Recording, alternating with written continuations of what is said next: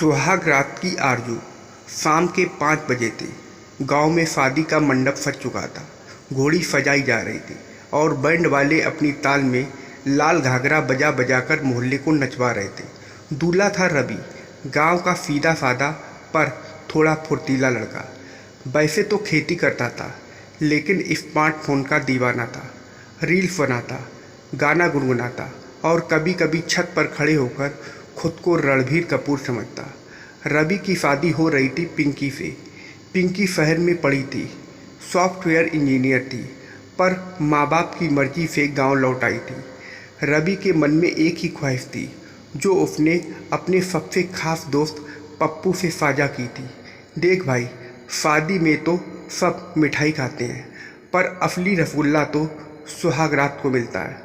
पप्पू ने ठाका लगाया, अबे सुहागरात कोई मिठाई की दुकान है क्या? रवि ने आंख मार के कहा, बिल्कुल है, मीठी भी मुलायम भी। शादी हो गई, सारे रस्म रिवाज पूरे हुए, बारात लौटी और दूल्हा दुल्हन को फूलों से सजे कमरे में भेजा गया। रवि का दिल धक धक कर रहा था।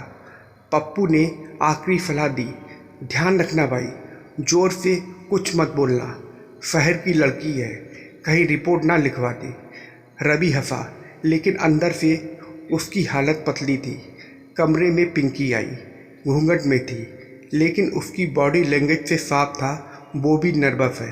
रवि बोला, आप बैठिए, मैं खड़ा हो जाता हूँ। मतलब मैं बैठ जाता हूँ, आप भी बैठ जाइए ना। पिंकी ने मुस्कुराकर कहा, इतना नर्वस क्यों हो? रवि का चेहरा लाल हो गया। बोला, आपने तो डरा ही दिया। मैं तो सोच रहा था कि पहली रात में, मतलब। पिंकी ने बीच में टोका, मतलब आप वही सोच रहे हैं जो 90% लड़के सोचते हैं। रवि चुप। पिंकी ने आगे कहा, रवि जी, मैं थकी हुई हूँ। ट्रेन, शादी, फोटो, वीडियो, सब में इतनी एनर्जी लग गई कि अब बस नींद चाहिए। रवि का चेहरा बुझ गया। तो फिर मेरी सुहागरात की आरजू? पिंकी ने तकिया सीधा किया और बोली, आरजू बचा कर रखिए। कुछ चीज़ें धीरे धीरे बेहतर लगती हैं, जैसे आम का अचार। पहले कुछ दिन धूप में रखना पड़ता है, तभी स्वाद आता है। रवि ने सोचा, क्या अजीब उदाहरण दिया है, लेकिन बात तो समझ आ गई। अगले कुछ दिन रवि की सुहाग रात की आरजू बस तकिए में मुंह छुपाकर सोने में बीत गई। पिंकी का रूटीन था, सुबह उठकर योग, फिर किचन, फिर लैपटॉप।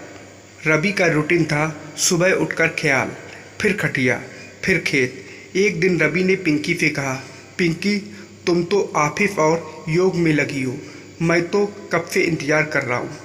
पिंकी ने पलट कर पूछा, किसका इंतज़ार? रवि बोला, अरे वही जो शादी के बाद होता है, सुहागरात। पिंकी ने गंभीरता से कहा, रवि, मुझे वक्त चाहिए। शादी दो लोगों का साथ है, और वो रात तभी खास होती है जब दिल से नज़दीकी हो। तुमने तो जैसे टिकट कटवा कर मूवी देखने की सोच ली थी। रवि को पहली बार अपनी हड़बड़ी पर शर्म आई। एक रात 2 हफ्तों बाद पिंकी ने रवि को एक थाली दी। उसमें 2 गिलास दूध और एक कटोरी में गुलाब जामुन। रवि बोला, क्या बात है, आज तो बड़ी मिठास है। पिंकी बोली, आज मैं तैयार हूँ, लेकिन पहले एक गेम खेलते हैं। रवि चौंका, गेम? हाँ, पिंकी बोली, तुम्हें मेरी पसंदीदा चीज़ों के 3 जवाब देने हैं। अगर सही तो मैं तुम्हें एक सरप्राइज़ दूंगी। रवि ने झट से कहा, डांस, मोबाइल और चाय। पिंकी हंसी, तीनों सही। अब सरप्राइज ये है, आज तुम जो चाहो वो मिल सकता है, बशर्ते प्यार से मांगोगे। रवि ने धीरे से कहा, मुझे बस तुम चाहिए, वो भी पूरी की पूरी, मन से, तन से नहीं। पिंकी ने उसका हाथ पकड़ा और बोली, आज मेरी भी वही आरजू है। अब रवि चौपाल में बैठता है और जब कोई दोस्त पूछता है, क्यों बे, सुहागरात कैसी रही, तो रवि मुस्कुराकर कहता है, पहले सोचा था आग लगेगी, लेकिन असल में दिल पिघला। और वही असली बात थी। उस रात के बाद रवि और पिंकी के बीच कुछ बदल गया था। अब दोनों के बीच में सिर्फ रिश्ता नहीं, रिश्तेदारी थी। बातें लंबी होने लगी, हंसी बिन वजह भी आ जाती और कई बार पिंकी सुबह चाय बनाकर लाकर रवि के पास बैठ जाती। एक बार रवि ने कहा, पता है, मैं सोचता था कि शादी के बाद सब कुछ एक ही रात में मिल जाएगा, लेकिन अब समझ में आता है कि असली मज़ा तो धीरे धीरे मिलने में है।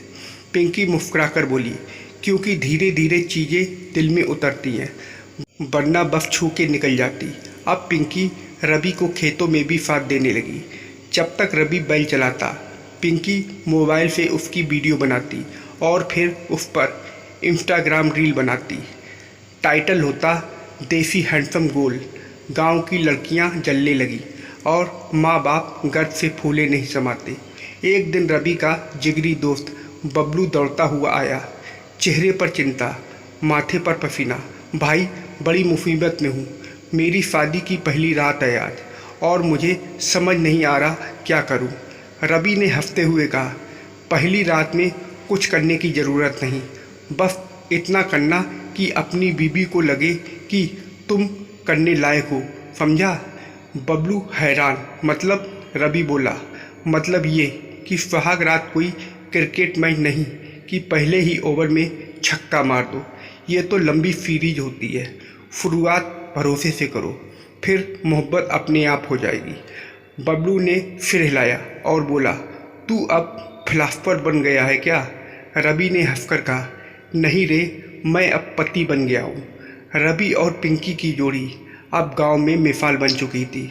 लोग अब सुहाग रात को लेकर बात करते हुए फरमाने लगे, लेकिन रवि हर बार एक ही बात कहता, फर्म प्यार से नहीं, जल्दबाजी में होनी चाहिए। सुहागरात वो नहीं जो फिल्मों में दिखाते हैं, वो है जब तुम पहली बार किसी की आंखों में देखकर उसे समझ पाओ। गांव की चौपाल में अब लोग पूछते, रवि तुम्हारा मंत्र क्या है? वो मुस्कुराता और कहता, आरजू को आरजू ही रहने दो, पूरा तब करो जब उसमें दोनों की आरजू हो। पिंकी अक्सर कहती, अगर रवि जैसे लोग हर घर में हो जाएं, तो लड़कियों को शादी से डर नहीं लगेगा, बल्कि उम्मीद जगेगी। अब शादी को 1 साल बीत चुका था। रवि और पिंकी की पहली सालगिरह आई। रवि ने पिंकी से कहा, क्या तुम आज फिर से वो गुलाब जामुन और दूध वाली प्लेट बना सकती हो?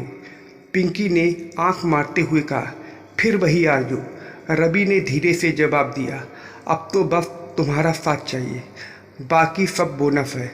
उस रात फिर से कमरे में हल्की सी रोशनी थी, मिठास थी और कोई जल्दबाजी नहीं। सुहाग रात वो नहीं होती जो लोग सोचते हैं, वो होती है जो 2 लोग मिलकर मनाते हैं। समझ, सम्मान और सच्चाई, इन 3 चीज़ों से शुरू होने वाली रात ज़िंदगी की सबसे खूबसूरत सुबह बनाती है। तो दोस्तों, आप लोगों को यह कहानी कैसी लगी कमेंट करके ज़रूर बताइएगा और वीडियो को लाइक और सब्सक्राइब करना मत भूलिएगा। वीडियो को पूरा देखने के लिए आप लोगों का बहुत बहुत धन्यवाद।